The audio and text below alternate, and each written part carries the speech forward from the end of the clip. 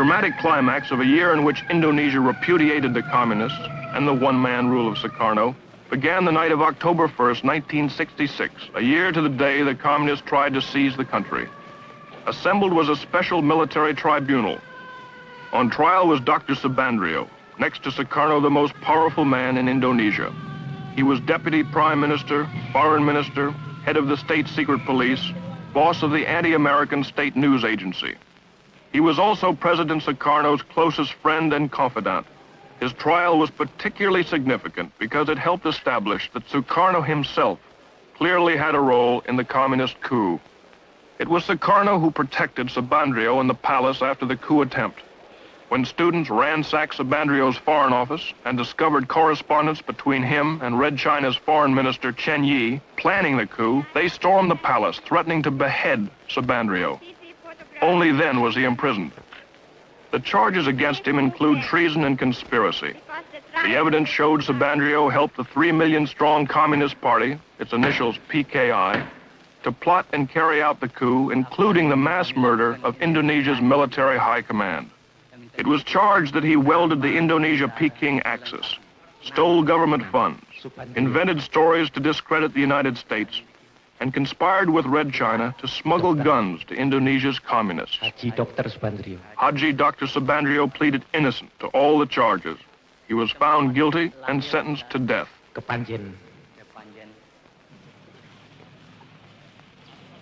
Hundreds more involved in the PKI coup are in prisons. Painstaking interrogations have pieced together the incredible plot. Being questioned is the commander of one of the 3 divisions that spearheaded the coup, Captain Suradi.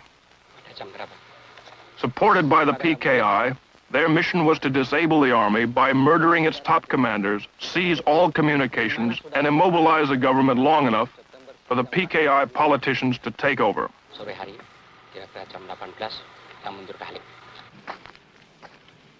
The cells on death row are filled with the plotters.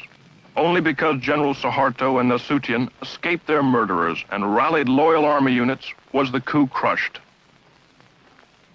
Colonel Latif here tried to kill General Nasution, was wounded in the process, and now awaits trial. During the coup, Latif directed tactical operations. General Parman, chief of the Army Intelligence, was killed by this man. He shot General Yani, Chief of the Army. Here the murderer of the Deputy Chief of Staff.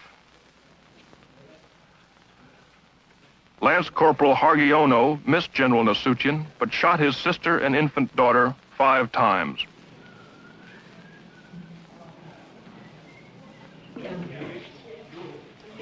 Terror and bestiality was a calculated part of the PKI plan.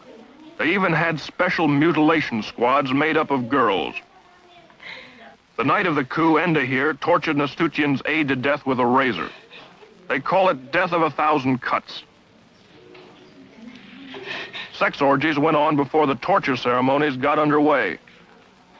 The girls claim they were promised $10 for the evening's work, but were never paid.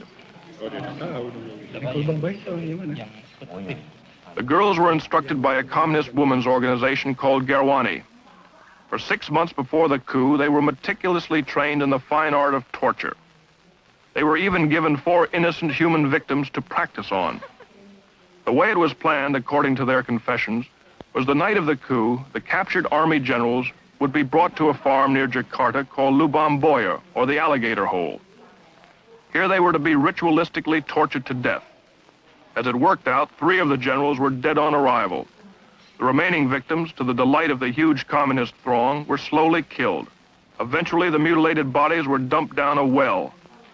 The spectacular atrocities were calculated to so terrorize Indonesia that there would be no resistance to the coup. It worked just the other way.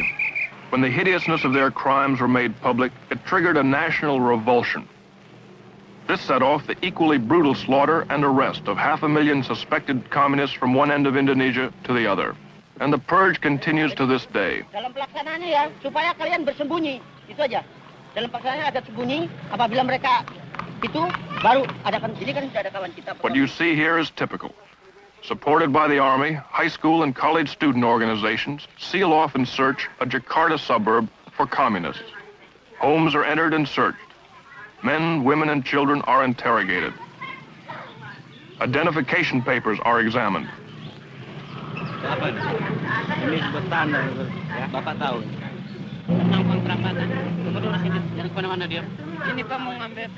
If the students or the soldiers don't like what they find or meet any resistance, summarily and without warrant or formal charge, they take the suspect into custody.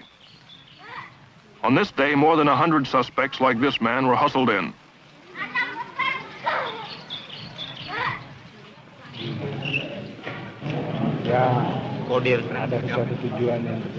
A kind of kangaroo court, supervised by military officers, was held in a nearby building. Here they somehow determined which suspects would be arrested. Di RT 18? Iya. RT 3? Ada Slamet Mulyono. Di mana? 60 were taken off to jail this day, and very uncertain fates. Siapa? Nurrahman. Mulyono. The bitterest current purge is against the Chinese. Between 15 and 40,000 have been killed. The slogans say, Sukarno is the dog of Peking. Sukarno, whore of Peking. The communists are the Chinese. Kill the Chinese. In some places, Chinese stores must be labeled with a sign, RRT, meaning People's Republic of China. Usir means kick out the Chinese. The hatred for the Chinese, even the loyal Chinese, is due in a large part to the fact they dominate 80% of the economy, and many refuse to integrate or assimilate with the Indonesians. About 600,000 remained citizens of Red China, and they did support the PKI. Worst of the Chinese pogroms are here in Sumatra. Last August, a Muslim group gave the 7,000 Chinese in their district 5 days to get out. To prevent their slaughter, the Army packed them into makeshift camps. They reacted strongly when we tried to film their plight.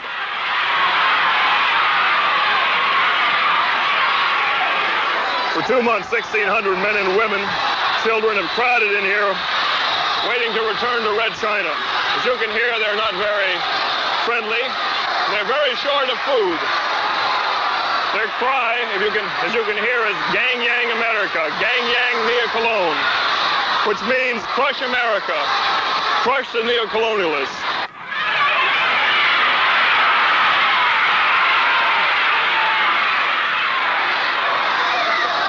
Watch out, Julie, here come the stones. They're throwing stones at us here.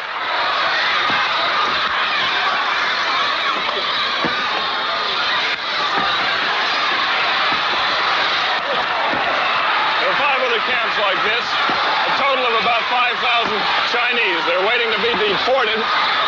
Good, watch out. What was that now? The sentries are firing their rifles over the heads of these people to keep them suppressed. These people are beginning to get out of hand. They're firing submachine guns now into the air. Uh-oh, one soldier was just hit on the chin by a rock. Okay, Julie?